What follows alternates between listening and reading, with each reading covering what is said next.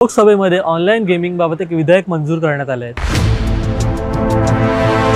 त्यामध्ये काही महत्त्वाच्या तरतुदी करण्यात आल्या आहेत। तर आता हे विधेयक मंजूर होताच ड्रीम11 ने आता मोठा निर्णय घेतला आहे। काय आहे तो निर्णय जाणून घ्या आजच्या व्हिडिओतून।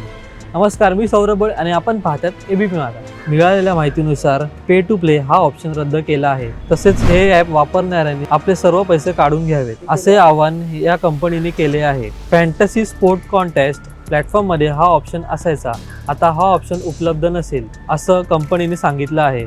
तसेच तुमच्या खात्यातील पैसे कुठेही जाणार नाही, ते सुरक्षित आहेत। तसेच ड्रीम11 ॲप मधून ते काढून घेता येतील असं कंपनीने म्हटलं आहे। ऑनलाईन गेमिंग विधेयकात नेमकं काय म्हटलं आहे? संसदेत मंजूर करण्यात आलेला ऑनलाईन गेम प्रचार आणि नियमांनी विधेयक 2025 असं आहे।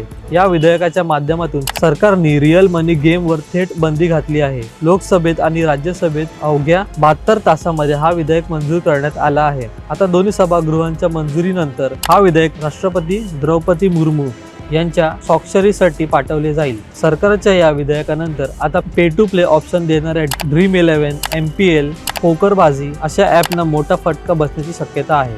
व्हिडिओ आवडला असेल तर जास्तीत जास्त लोकांपर्यंत हा व्हिडिओ शेअर करा आणि पाहत राहा एबीपी माझा।